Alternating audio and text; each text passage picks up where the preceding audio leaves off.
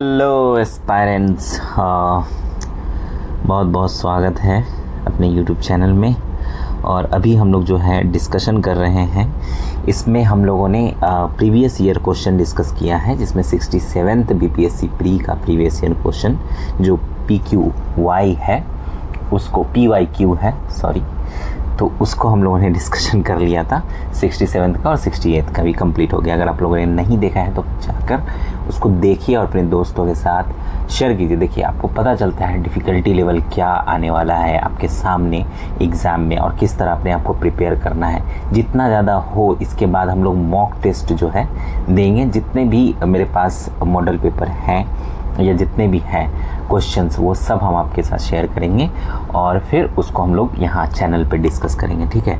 अगर रिक्वायर्ड होगा, जैसे कि साइंस, इतिहास यानी हिस्ट्री, ठीक, और जो बिहार स्पेशल होता है, हिस्ट्री हो या फिर वहाँ की जो ज्योग्राफी वगैरह के बारे में या आर्थिक सर्वेक्षण, ये सब जो पूछता है, करंट अफेयर्स, इसको हम लोग डिस्कशन यहाँ पे करेंगे। करंट अफेयर्स को भी करेंगे, ठीक है।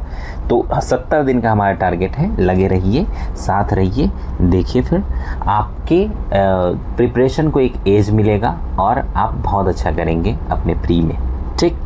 चलिए, तो बिना और किसी बात के हम लोग डिस्कशन स्टार्ट करते हैं और पहला क्वेश्चन लेते हैं, ठीक है। तो पहला क्वेश्चन क्या कहता है, हमको कहता है कि निम्नलिखित में से कौन सी तकनीकें 5G मोबाइल संचार नेटवर्क द्वारा सक्षम की जाएंगी, ठीक। तो यानी पूछा है कि 5G मोबाइल संचार नेटवर्क द्वारा कौन सी तकनीकें सक्षम की जाएंगी, बस इतनी सी बात पूछिए।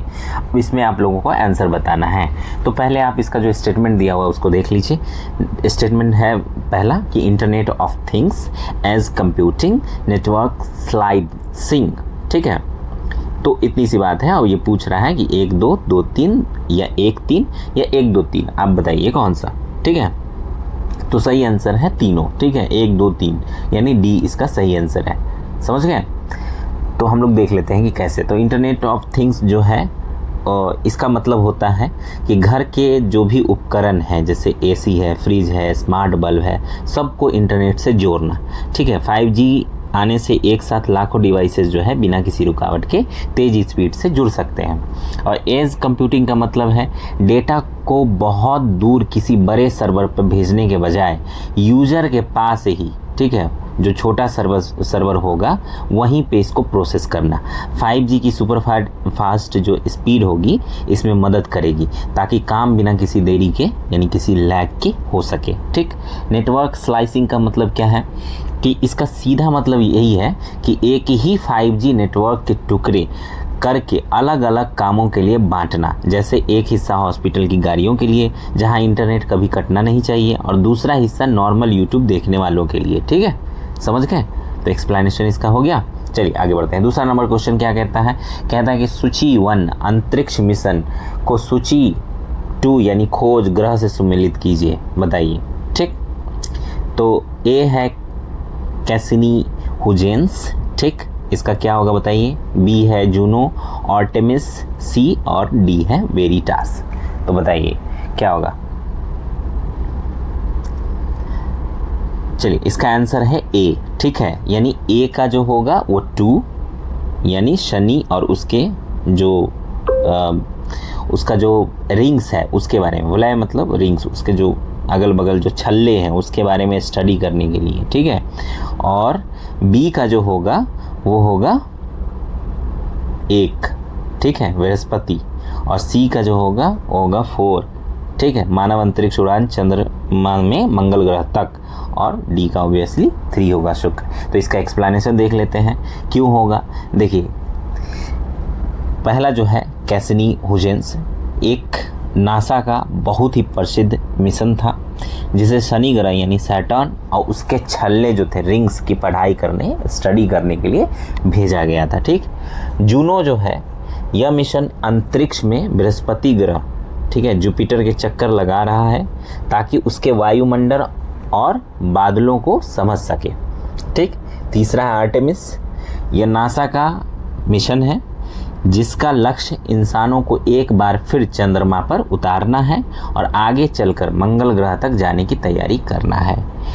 वही है वेरिटास, तो ये भी नासा का ही आने वाला मिशन है जो शुक्र ग्रह यानी वीनस की सतह और वहाँ के इतिहास का पता लगाएगा। समझ गए। चलिए आगे बढ़ते हैं तीसरे नंबर क्वेश्चन पे। कहता है तीसरा नंबर क्वेश्चन कि सूची 1 जो कि कपड़ा फाइबर को सूची 2 यानी उत्पत्ति और सोर्स से सुमेलित करना है। समझ गए। तो एक इसका ए है लीनेन, बी है जाटा, सी है मोहायर और डी है डाउन। ठीक, तो बताइए। तो इसका सही आंसर है सी, मतलब 1 का 2 यानी ए का 2, बी का 1, सी का 4 और डी का 3। ठीक, यानी लीनेन का सन का पौधा और जटा का कायर का, बताइए जी, 1 नारियल का पौधा और सी का 4 मोहायर का अंगोरा बकरी और डी का डाउन का 3 बत्तख और गीज के पंख। ठीक, तो मतलब सिंपल बात है कि किससे होती, मतलब कोई भी कपड़ा किससे बनता है, वो उसकी उत्पत्ति कहाँ से होती है, बस इतनी सी बात है। तो गर्मियों में जो पहना जाता है ना लीनेन, ये गर्मियों में पहनने वाला बहुत ही बढ़िया कपड़ा होता है, जो सन का पौधा जो होता है फ्लैक्स प्लांट, उसके रेशे से बनता है। ठीक है। वहीं जटा जो कॉयर है, या हम सभी जानते हैं कि नारियल के बाहरी छिलके से, जटा से जो है करक रेशा जो है निकाल के और उसको गद्दे या रस्सियाँ बनाने के काम आता है। ठीक, चलिए। और मोहेर जो है, जिसको यहाँ पे मोहायर लिखा हुआ है, यह एक तरह का बहुत मुलायम, ठीक ना, ऊन है जो अंगोरा बकरी के बालों से मिलता है। ठीक, वहीं डाउन जो है ये बहुत हल्के और गर्म पंख होते हैं जो बत्तख या गीज, ठीक है, उसके सीने पर उगते हैं। इनका इस्तेमाल महंगे जैकेट और तकिया बनाने में किया जाता है। ठीक है, चलिए आगे बढ़ते हैं। चौथा नंबर क्वेश्चन क्या कहता है कि निम्नलिखित कथनों पर विचार कीजिए, बीमारी से जुड़े कथन है। ठीक है, जब कथन क्या है कि टेनियासिस एक आंतों का संक्रमण है जो टेपवर्म की 3 प्रजातियों टेनिया सोलियम, टेनिया सगिनाटा और टेनिया एशियाटिका के कारण होता है। दूसरा जो स्टेटमेंट है वो कहता है जब मस्तिष्क में सिस्ट विकसित हो जाते हैं तो इस स्थिति को न्यूरोसिस्टिस कोर्सिस कहते हैं, NCC कहा जाता है। तो क्या ये दोनों कथन सही है? यही पूछा है। ठीक है, तो बिल्कुल सही है, सी ही इसका आंसर होगा। ठीक, सही है कि टेनियासिस जो है वो पेट या आंत की जो है एक बीमारी है जो टेपवर्म यानी फीता कृमि हिंदी में कहते हैं नाम के कीड़े की वजह से होती है। या आमतौर पर जो है अधपका मांस, जैसे सुअर का या बीफ वगैरह जो है खा लेते हैं, अधपका मांस जो है खाने से इंसान के पेट में हो जाता है। इसकी मुख्य 3 प्रजातियाँ जो यहाँ पे लिखी हुई हैं, ठीक है, वही है। और दूसरा कथन जो है, अगर इसी कीड़े के अंडे, जो कि यहाँ पे कीड़ा है मस्तिष्क, ठीक है, तो इस कीड़े के अंडे या लार्वा किसी तरह इंसान के खून से होते हुए उसके दिमाग यानी ब्रेन तक पहुँच जाए तो वहाँ छोटी छोटी जो है गांठें बन जाती हैं, सिस्ट बन जाती है। तो उस गंभीर बीमारी को मेडिकल भाषा में न्यूरोसिस्टिकसर्किस कहते हैं। ठीक है, न्यूरोसिस्टिकसर्किस कहते हैं।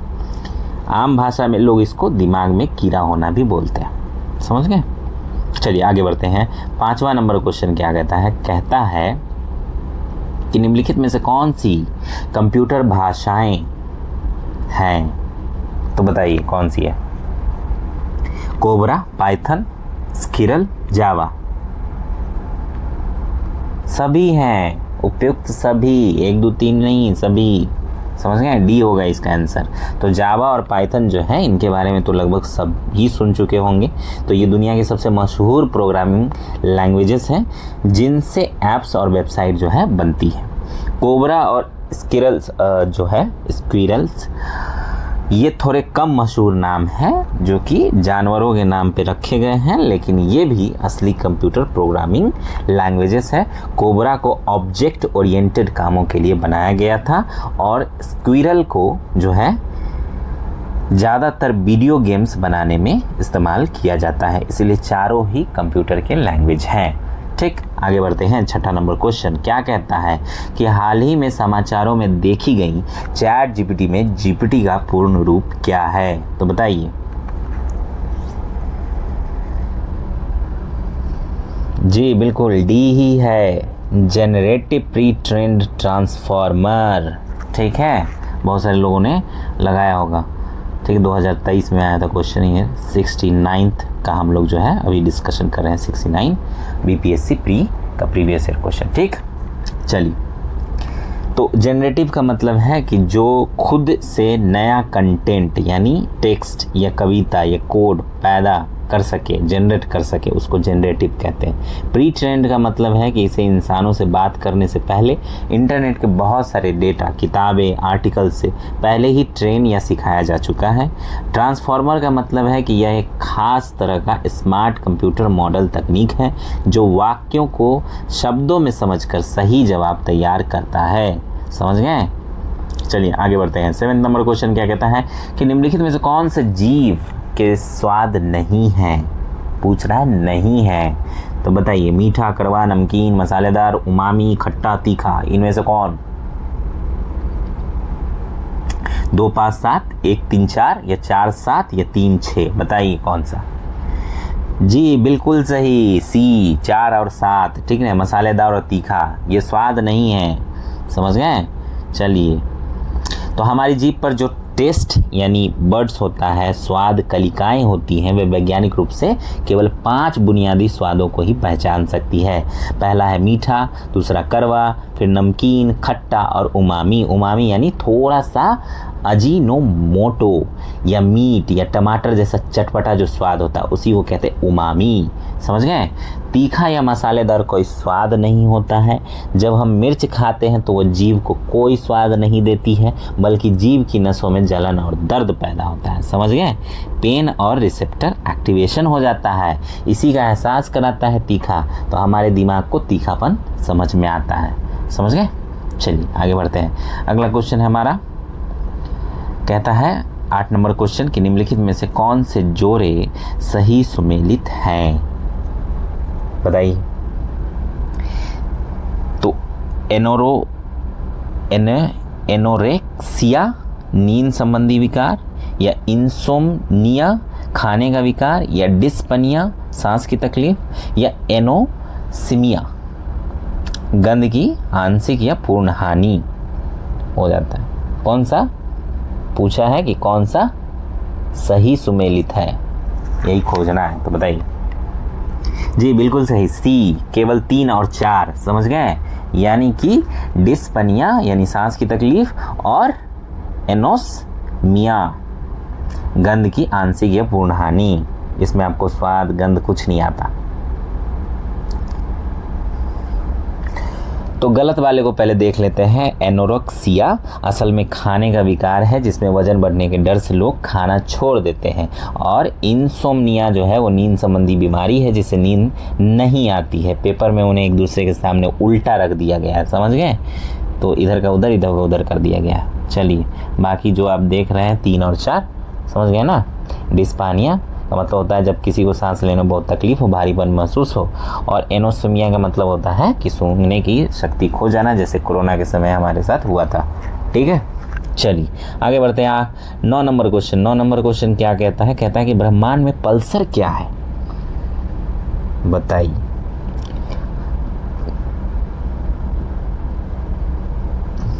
तो ए कहता है तारों का एक समूह है, बी कहता है घूमते न्यूट्रॉन तारे, या सी कहता है कि सितारे का विस्फोट, या डी कहता है कि किसी तारे द्वारा उत्सर्जित रेडियो तरंगे। तो आप बताइए।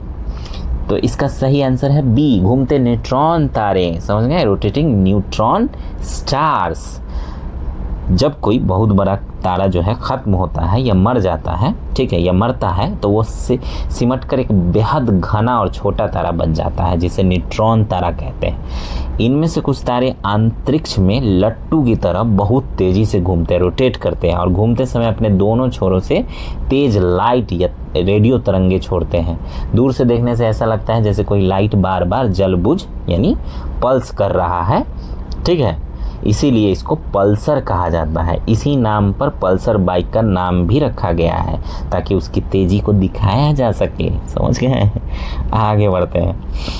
10 नंबर क्वेश्चन कहता है कि प्रयोगशाला में विकसित हीरे, ठीक है, LGD के संदर्भ में हीरे के बीज डायमंड सीड के रूप में किसका उपयोग किया जाता है? बताइए, बता दीजिए। तो A है सफ़ेद नीलम, B है मोइसानाइट, C है ग्रेफाइट और D है क्यूबिक जिरकोनिया। तो बताइए किसका? जी बिल्कुल सही आंसर C, ग्रेफाइट। समझ गए? लैब में असली हीरा बनाने के लिए वैज्ञानिक को एक शुरुआत करनी पड़ती है जिसे हीरे का बीज यानी सीड कहते हैं। इसके लिए कार्बन के सबसे शुद्ध रूप ग्रेफाइट का इस्तेमाल किया जाता है। ठीक है, लैब के अंदर मशीनों द्वारा इस ग्रेफाइट पर वैसा ही बहुत भारी दबाव दी, हाई प्रेशर और बहुत तेज़ी गर्मी यानी हाई टेम्परेचर दी जाती है जैसा ज़मीन के नीचे कुदरती हीरा बनने के वक्त होता है। कुछ ही समय में ग्रेफाइट जो है चमकते हुए हीरे में बदल जाता है। समझ गए? आगे बढ़ते हैं। अगला है 11 नंबर क्वेश्चन और कहता है कि बुलेट प्रूफ जैकेट बनाने के लिए उपयोग किया जाने वाला फाइबर क्या है? बताइए, बता दीजिए। नायलॉन है, टेरिलीन है, ट्वीड है या फिर केवलर है? तो जी बिल्कुल सही। आपने वो मूवी देखी है टैंगो चार्ली? उसमें एक जगह जिक्र होता है इस बात का। ठीक है,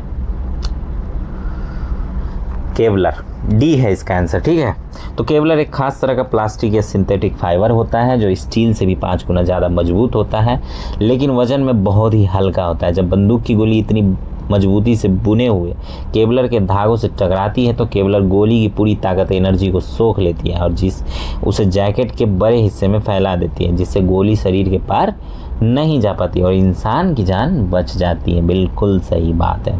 और 12 नंबर क्वेश्चन क्या कहता है? कहता है कि HMX का पूर्ण रूप बताइए, बता दीजिए भाई। क्या होता है? हाई मेल्टिंग एक्सप्लोसिव या हाई डेंसिटी मोनोएटॉमिक जेनॉन या हेज मोनेटाइजिंग जेनोकरेंसी या हर मैजेस्टीन एक्सप्लोसिव? बता दीजिए क्या होता है? असल में इसका आंसर जो होता है ना वो डी है, 1 और 4 दोनों। HMX एक बहुत ही शक्तिशाली और ख़तरनाक विस्फोट यानी विस्फोटक पदार्थ है, एक्सप्लोसिव है जो मिलिट्री और बम्बों के इस्तेमाल में आता है, बमों के इस्तेमाल में।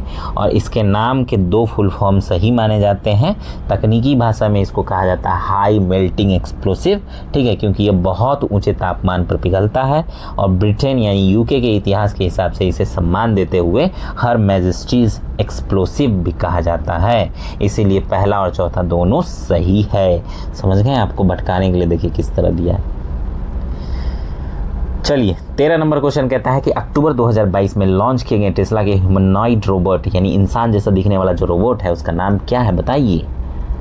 उसका नाम है ऑप्टिमस प्राइम। याद आया? ऑप्टिमस उसका नाम है। ठीक है, चलिए आगे बढ़ते हैं क्योंकि करंट अफेयर से रिलेटेड क्वेश्चन था। तो 14 नंबर क्वेश्चन देखेंगे और कहता है कि मैनहट्टन परियोजना क्या है? बताइए मैनहट्टन परियोजना क्या है? बहुत ही ज़्यादा जो है ये न्यूज़ में था। तो ए एक अनुसंधान और विकास उपक्रम जिसने पहले परमाणु हथियार का उत्पादन किया था। ठीक है, मैनहट्टन प्रोजेक्ट दूसरे विश्व युद्ध के दौरान 1942 से 46 में अमेरिका, ब्रिटेन और कनाडा का एक सीक्रेट मिशन था। इसका एक ही मकसद था, दुनिया का पहला परमाणु बम जो है बनाना। ओपनहाइमर याद होगा, फिल्म देखिए आपको पता चल जाएगा मैनहट्टन। इसी प्रोजेक्ट के तहत जो है मशहूर वैज्ञानिक जे रॉबर्ट ओपनहाइमर की देखरेख में पहला परमाणु बम बनाया गया जिसे बाद में जापान के हिरोशिमा और नागासाकी पर गिरा दिया गया। हाल ही में इस पर ओपनहाइमर नाम की एक मशहूर फिल्म भी बनी है।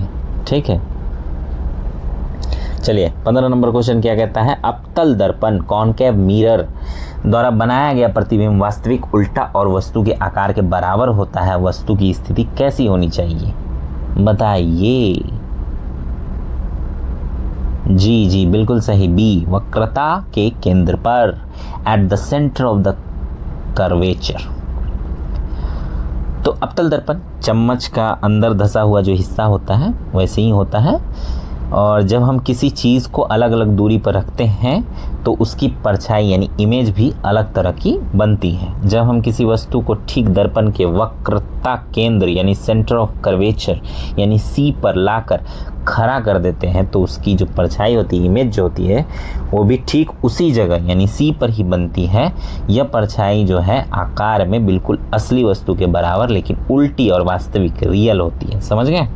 चलिए आगे बढ़ते हैं। 16 नंबर क्वेश्चन कहता है फोटो इलेक्ट्रिक सेल का एक ऐसा उपकरण है जो कि क्या स्टेटमेंट है, प्रकाश ऊर्जा को विद्युत ऊर्जा में बदलता है, बी विद्युत ऊर्जा को प्रकाश ऊर्जा में बदलता है, प्रकाश ऊर्जा का भंडारण करता है, या इनमें से कोई नहीं। तो सही आंसर है ए, प्रकाश ऊर्जा को विद्युत ऊर्जा में बदलता है। देखिए इसको समझने का सबसे आसान तरीका है कि सोलर पैनल आप देखते हैं ना, धूप में चलने वाली जो प्लेटें होती हैं, वो फोटो इलेक्ट्रिक सेल भी इसी सिद्धांत पर काम करता है। फोटो का मतलब होता है रोशनी, लाइट, और इलेक्ट्रिक का मतलब होता है बिजली। जब इस सेल पर धूप या प्रकाश की किरणें पड़ती हैं, लाइट एनर्जी गिरती है, तो यह जो है उसको सोख लेता है, ठीक है, और सोख कर क्या बना देता है, इलेक्ट्रिकल एनर्जी बना देता है, लाइट एनर्जी को, ठीक है। तो इसका इस्तेमाल जो है कैलकुलेटर, छतों पर लगे जो सोलर पैनल होते हैं या स्ट्रीट लाइट होती है उसमें किया जाता है। समझ गए होंगे। 17 नंबर क्वेश्चन क्या कहता है? कहता है कि विलयन या विलायक के प्रति इकाई आयतन या प्रति इकाई द्रव्यमान में उपस्थित विलय की मात्रा को रसायन में किस रूप में जाना जाता है? बताइए, इतना भयंकर क्वेश्चन, दिमाग ही हिला देगा आपका। एक तो केमिस्ट्री, ऊपर से इतना भयंकर। बताइए, इसका आंसर है सी, कॉन्सेंट्रेशन ऑफ सॉल्यूट, विलय की सांद्रता, ठीक है। इसे चाय या शिकंजी के उदाहरण से समझते हैं। जब आप पानी यानी विलायक यानी सॉल्वेंट में चीनी यानी विलय सॉल्यूट को घोलते हैं तो वह शरबत यानी विलियन बन जाता है, ठीक है, सॉल्यूशन बन जाता है। अब उस पानी में चीनी कितनी ज़्यादा या कम घुली है यानी घोल कितना गाढ़ा या पतला है, उसी गाढ़ेपन को विज्ञान की भाषा में सांद्रता कहते हैं, कॉन्सेंट्रेशन कहते हैं। ज़्यादा चीनी होगी तो हम कहेंगे कि विलय की सांद्रता ज़्यादा है। समझ गए? चलिए 18 नंबर क्वेश्चन क्या कहता है? कहता है कि कोविड टीके जो कोविड वैक्सीन प्रतिरक्षी प्रतिक्रिया को कैसे उत्तेजित करती है? बता दीजिए कैसे करती है? जी बिल्कुल, इसका सी आंसर है, SARS-CoV-2 वायरस का एक हानिकारक टुकड़ा प्रवेश करा के। समझ गए? तो वैक्सीन हमारे शरीर के लिए एक तरह का जो है डमी सैनिक होता है या पोस्टर होती है। कोविड वैक्सीन जैसे कि कोवैक्सीन या कोविशील्ड थे, इसके जरिए हमारे शरीर में असली खतरनाक वायरस नहीं डाला जाता है, बल्कि उस वायरस का एक हानिकारक यानी सेफ, कमज़ोर या मरा हुआ टुकड़ा प्रोटीन डाला जाता है। इसको देखकर हमारे शरीर का जो इम्यून सिस्टम होता है, रोग प्रतिरोधक क्षमता, अलर्ट हो जाता है और उससे लड़ने के लिए एंटीबॉडी बना लेता है। इससे फ़ायदा यह होता है कि जब भविष्य में असली खतरनाक कोरोना वायरस आएगा, हमला करेगा, तो हमारा शरीर पहले से सेना लेके तैयार रहेगा कि आ जाओ, देख लेंगे तुमको। ठीक, आगे बढ़ते हैं। 19 नंबर क्वेश्चन क्या कहता है? कहता है कि निम्नलिखित में से कौन सा तरल बिजली का कुचालक बैड कंडक्टर है? बताइए, तरल भी बैड कंडक्टर होता है, आप जानते हैं? नमकीन पानी, संतरे का रस, नींबू का रस, या उपयुक्त में से कोई नहीं? तो ऐसा तो आप नहीं जानते हैं, तो कोई नहीं है भाई, डी होगा आंसर। समझ गए? तो बिजली को किसी लिक्विड तरल में बहने के लिए आयामों यानी आयंस या एसिड, नमक की ज़रूरत होती है। नमकीन पानी में ऑलरेडी NaCl होता है, तो जो बिजली को बहुत तेज़ी से फैला देता है। ठीक है, संतरे के रस और नींबू के रस दोनों में भी साइट्रिक एसिड यानी अम्ल होता है, और एसिड वाले लिक्विड भी बिजली के बहुत अच्छे सुचालक होते हैं, गुड कंडक्टर होते हैं। क्योंकि ये तीनों ही बिजली को अपने अंदर बहने देते हैं, इसलिए इनमें से कोई भी कुचालक नहीं है। समझ गए? अगर यहीं पे डिस्टिल्ड वाटर होता, ठीक है, आसूत जल जिसको कहते हैं, तब वो कुचालक होता है। सिर्फ डिस्टिल्ड वाटर जो होता है वो कुचालक होता है, क्योंकि उसमें आयंस जो है नहीं तैर सकते। चलिए 20 नंबर क्वेश्चन क्या कहता है? कहता है कि DNA यानी डबल हेलिक्स संरचना की खोज किसके द्वारा की गई थी? बहुत ही आसान क्वेश्चन पूछा, बहुत ही ज़्यादा ये आसान है। ठीक है, जेम्स वाटसन और फ्रांसिस क्रिक। ए इसका जो है सही आंसर है। तो हमारा जो डीएनए कैसा दिखता है, वह एक घुमावदार सीढ़ी या स्प्रिंग जैसा दिखता है, जिसे विज्ञान में डबल हेलिक्स मॉडल कहा जाता है।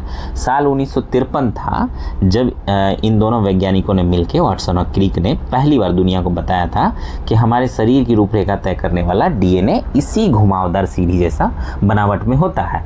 इस महान खोज के लिए उनको बाद में नोबेल पुरस्कार भी दिया गया था। ठीक है, चलिए आगे बढ़ते हैं। 21 नंबर क्वेश्चन क्या कहता है कि अलग अलग द्रव्यमान मास वजन जो होता है कि दो वस्तुएं चंद्रमा की सतह के पास स्वतंत्र रूप से गिरने से क्या होगा, बताइए।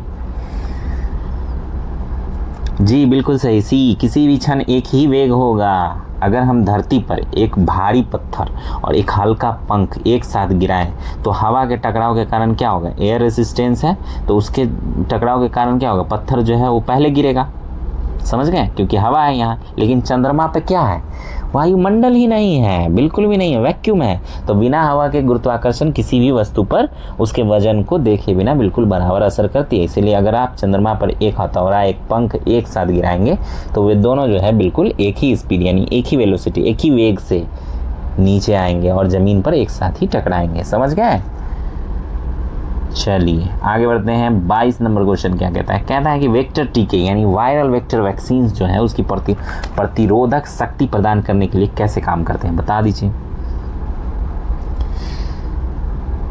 जी बिल्कुल सही, सी ही है। वायरस को किसी भिन्न वायरस के संशोधित संस्करण में रखकर, तो इसे एक ट्रोजन हॉर्स या डाकिये की तरह समझे। इसमें एक ऐसा वायरस लिया जाता है जो इंसानों के लिए बिल्कुल सुरक्षित हो और बीमारी न फैलाता हो, जैसे एडिनो वायरस।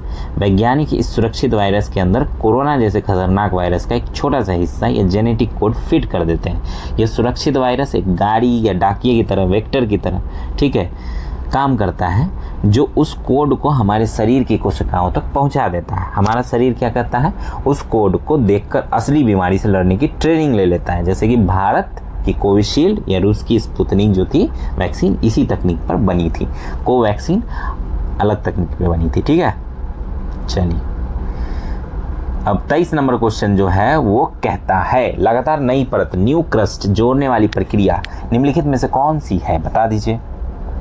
तो वो है सी, समुद्र तल का फैलाव। ठीक है, महासागरों या समुद्र के नीचे की ज़मीन के बीच में बड़ी बड़ी दरारें होती हैं। जब पृथ्वी के अंदर से पिघला हुआ गर्म लावा जो है मैग्मा इन दरारों से बाहर निकलता है तो वह समुद्र के ठंडे पानी से मिलकर जम जाता है और चट्टान बन जाता है। जैसे जैसे अंदर से नया लावा निकलता जाता है वो पुरानी चट्टानों को दोनों तरफ खिसकाता रहता है। ठीक है, और समुद्र के तल पर जो है एक नई परत न्यू क्रस्ट जोड़ता चला जाता है। इसी को भूगोल में सी फ्लोर स्प्रेडिंग कहते हैं। ठीक है, यह समुद्र तल का फैलाव कहते हैं, समझ गए। चलिए 24 नंबर क्वेश्चन कहता है कि भूपटल के टुकड़े मेंटल में गति द्वारा निरंतर धीमी गति से प्रवाहित होते हैं। इस सिद्धांत को क्या कहा जाता है, बता दीजिए। जी बिल्कुल सही समझा आपने, सी, प्लेट टेक्टोनिक्स सिद्धांत, समझ गए। तो हमारी धरती की जो ऊपरी सतह है जिस पर हम रहते हैं वह एक पूरी साबुत गेंद जैसी नहीं है, बल्कि वो मिट्टी और चट्टानों के बड़े बड़े टुकड़ों से मिलकर बनी है, जिसे टेक्टोनिक प्लेट्स कहते हैं। ठीक है, तो इन प्लेटों के नीचे जो है पृथ्वी के अंदर पिघला हुआ लावा यानी मेंटल धीरे धीरे घूमता है। ठीक है, घूमता रहता है, जिसकी वजह से ये विशाल प्लेटें जो हैं वो भी बहुत धीमी गति से साल में कुछ सेंटीमीटर तैरती या खिसकती है। जब ये प्लेटें आपस में टकराती हैं तो भूकंप आते हैं या फिर पहाड़ बनते हैं। इसी पूरे नियम या सिद्धांत को प्लेट टेक्टोनिक सिद्धांत कहा जाता है। आई होप कि आप अच्छे से समझ गए होंगे। चलिए 25 नंबर क्वेश्चन क्या कहता है, कहता है कि mRNA, समझ गए, का पद विस्तारित रूप क्या है। महामारी की शुरुआत से ही व्यापक रूप से चर्चा में रहा था। देखिए करंट अफेयर्स के कारण पूछा गया था। तो mRNA का एक्चुअली फुल फॉर्म पूछा और कुछ नहीं पूछा। ठीक है, इतना लंबा करने की जरूरत नहीं। तो इसका फुल फॉर्म होता है मैसेंजर राइबोन्यूक्लिक एसिड। ठीक है, यानी mRNA। तो इसका आंसर क्या होगा, समझ गए होंगे, ए। तो हमारे शरीर में डीएनए के पास सारे निर्देश होते हैं, लेकिन वह खुद काम करने के बजाय भेजता है चीज़ों को। ठीक है, अपना एक संदेश वाहक भेजता है, मैसेंजर भेजता है, जिसको mRNA कहते हैं। कोरोना महामारी के दौरान जो है mRNA वैक्सीन जैसा फाइबर या मॉडर्ना इसको कहते हैं, वो चर्चा में थी। इसी तकनीक पर काम करती है। वह हमारे शरीर की कोशिकाओं को एक मैसेज या पर्चे पर लिखी रेसिपी देती है और इस बीमारी से लड़ने के लिए प्रोटीन बनाती है। ठीक है, समझे कि नहीं पूरी कहानी?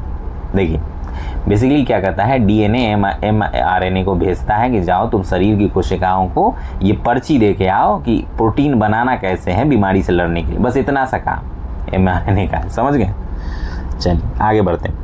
26 नंबर क्वेश्चन कहता है कि एसी करंट, अल्टरनेटिव करंट जो होता है वो कैसे उत्पन्न होता है, बता दीजिए।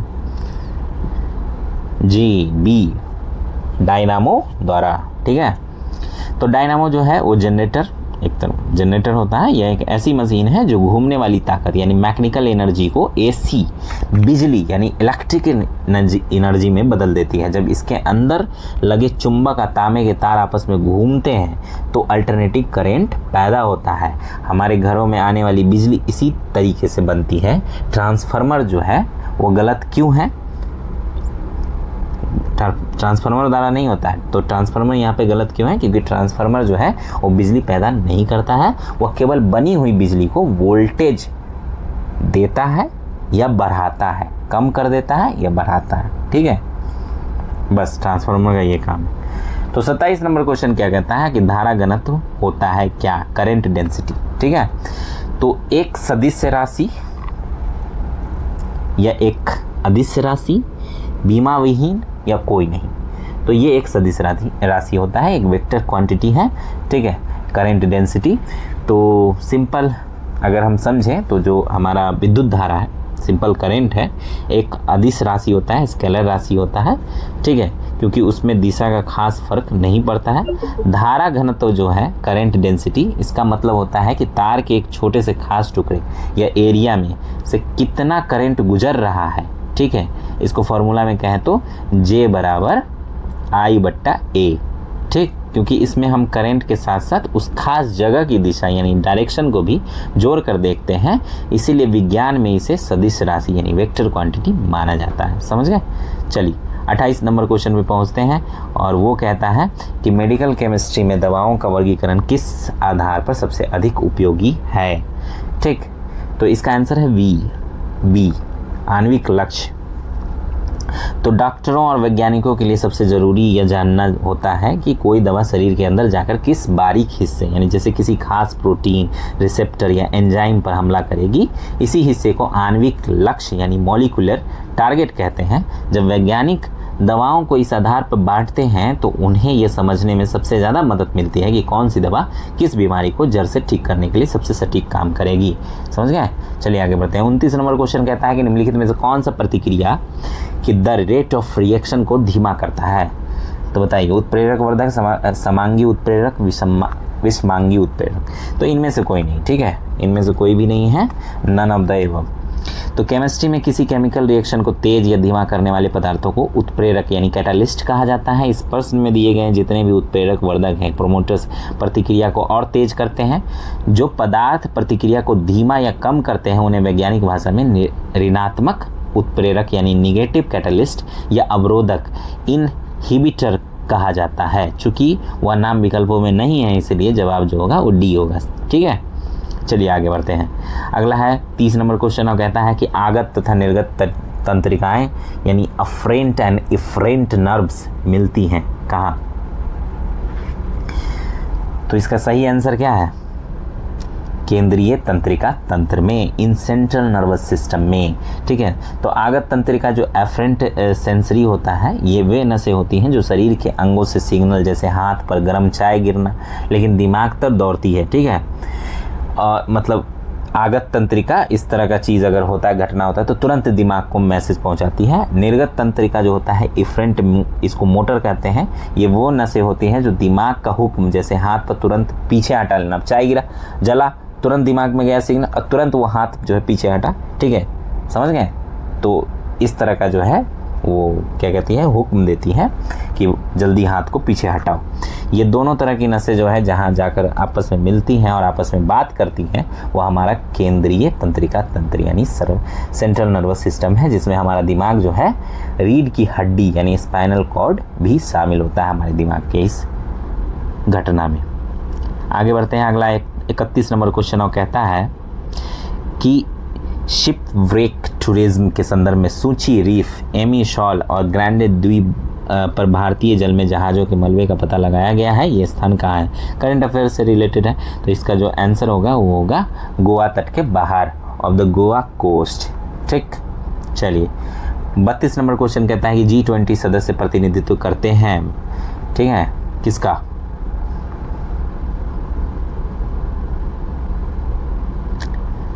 बताइए। वैश्विक जीडीपी का लगभग 85%, वैश्विक व्यापार का लगभग 50%, विश्व की लगभग 2/3 जनसंख्या।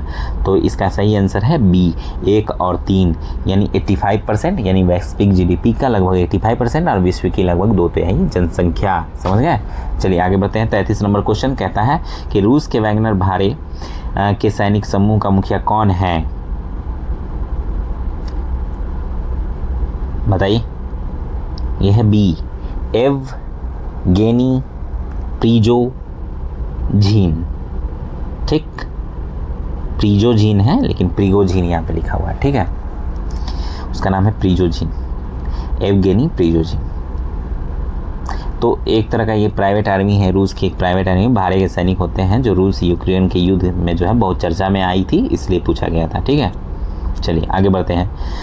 34 नंबर क्वेश्चन क्या कहता है कि ग्लोबल जेंडर गैप रिपोर्ट किसके द्वारा जारी की जाती है? बताइए, किसके द्वारा जारी की जाती है? जी बिल्कुल सही, सी, विश्व आर्थिक मंच के द्वारा। ठीक है, वर्ल्ड इकोनॉमिक फोरम के द्वारा। ठीक, जेंडर गैप का मतलब होता है कि लड़के लड़कियों, महिला पुरुष के बीच का अंतर, जैसे नौकरी, पढ़ाई, सेहत, राजनीति में महिलाओं पुरुषों के मुकाबले कितने बराबर मौके मिल रहे हैं, इस तरह की चीज़ें। ठीक है, तो हर साल ये रिपोर्ट निकालता है डब्ल्यू मंच, क्या कहेंगे इसको, WEF, ठीक है, विश्व आर्थिक मंच, जिसे पता चलता है कि दुनिया का कौन सा देश महिलाओं को बराबरी का हक देता है। ठीक है, चलिए आगे बढ़ते हैं। 35 नंबर क्वेश्चन क्या कहता है? यूनाइटेड किंगडम की महारानी एलिजाबेथ द्वितीय के संबंध में निम्नलिखित में से कौन सा? देखिए, एक्चुअली उनका डेथ हो गया था इसलिए पूछा गया, तो इसका सही आंसर है 70 वर्षों तक जो है उन्होंने शासन किया और 96 वर्ष की आयु में उनकी मृत्यु हो गई। तो ब्रिटेन की महारानी जो है एलिजाबेथ द्वितीय का इतिहास में सबसे लंबा शासनकाल रहा है। उन्होंने 1952 से लेकर 2022 तक यानी पूरे 70 साल 214 दिन तक राज किया। सितंबर 2022 में 96 वर्ष की उम्र में उनका जो है मृत्यु हो गया। ठीक है, आगे बढ़ते हैं। 36 नंबर क्वेश्चन क्या कहता है कि गुजरात में आयोजित डेफ एक्सपो 2022 का विषय क्या था? विषय भी पूछ लेता है। ठीक है, तो इस तरह की चीज़ें आप देखिए कि करंट अफेयर किस तरह से पूछा जा रहा है। तो इसका सही आंसर है गौरव का मार्ग, पाथ ऑफ प्राइड। आगे बढ़ते हैं। 37 नंबर क्वेश्चन कहता है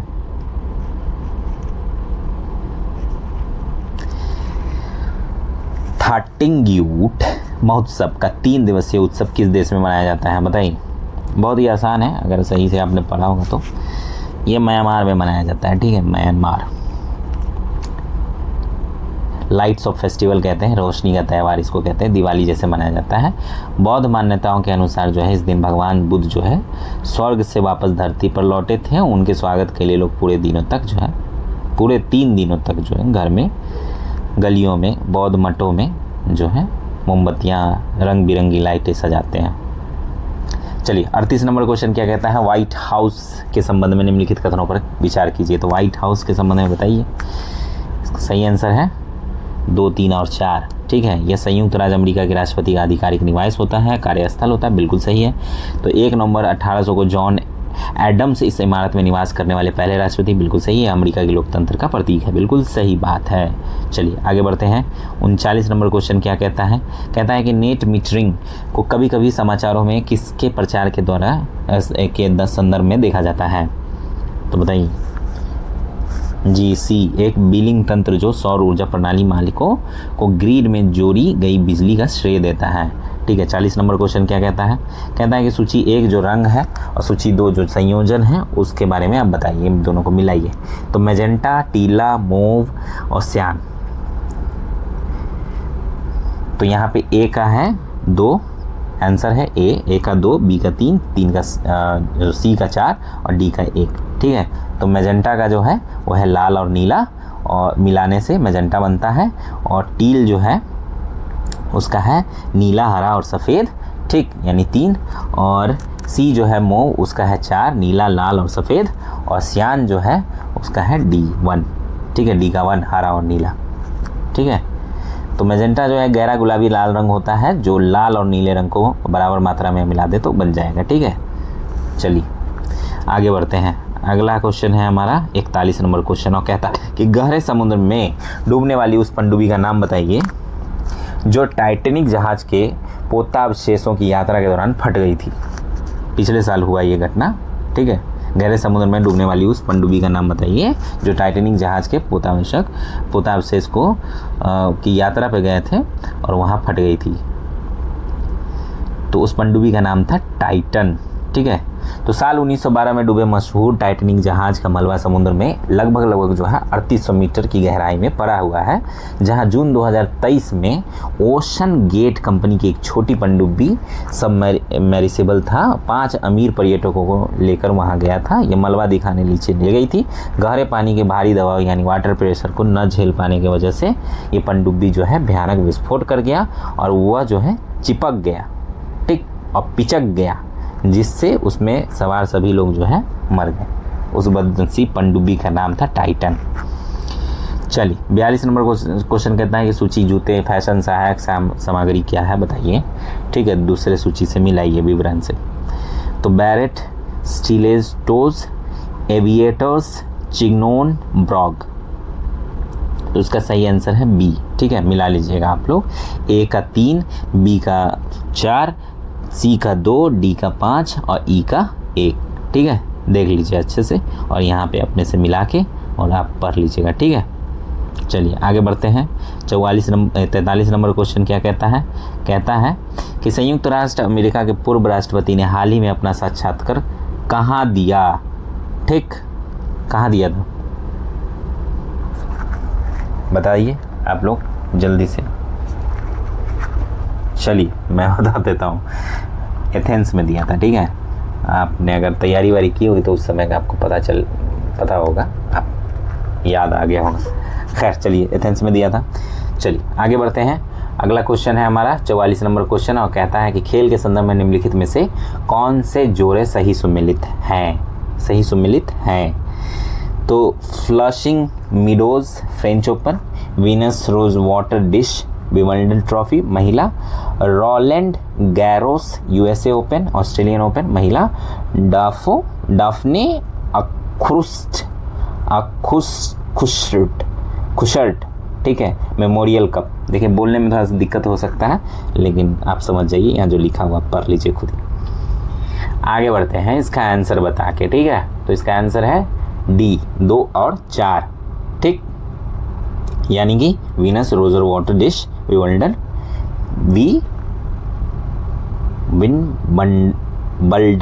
विंबलडन ट्रॉफी। ठीक, और ऑस्ट्रेलियन ओपन महिला डाफने अकुस्ट मेमोरियल कप। चलिए आगे बढ़ते हैं।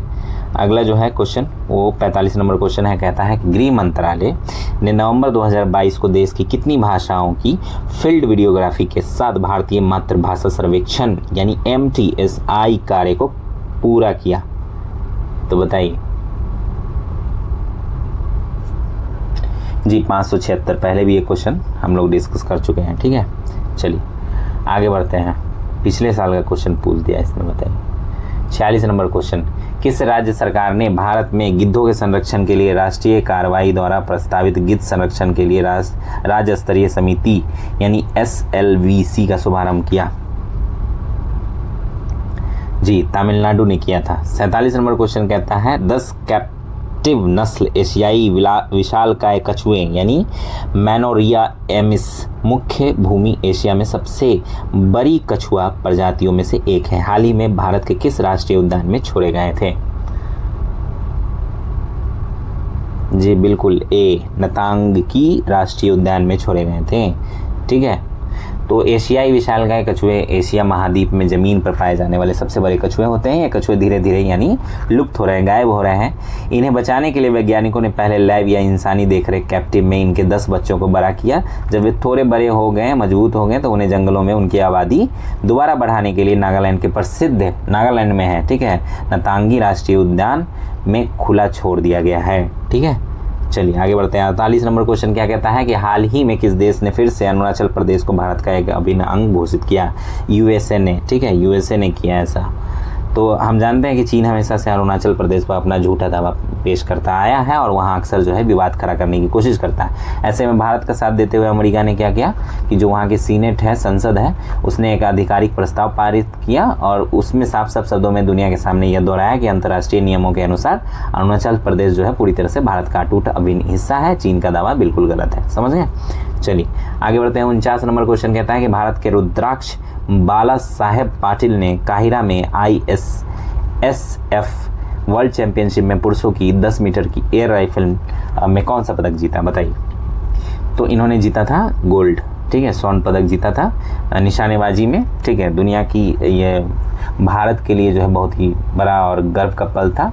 मिस्र में हुआ था, इजिप्ट की राजधानी काहिरा में दुनिया भर के शूटरों का मुकाबला हुआ था। वहाँ भारत के युवा निशानेबाज रुद्राक्ष बाला साहेब जो है पाटिल ने गजब का निशाना लगाया और 10 मीटर के राइफल में सबको पछाड़ दिया और गोल्ड मेडल जो है अपने नाम कर लिया था। ठीक है, और पेरिस ओलंपिक के लिए अपना टिकट भी पक्का कर लिया था।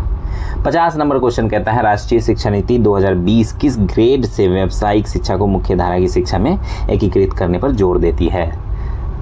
तो ग्रेड 6। ठीक, ग्रेड 6 कक्षा 6 से।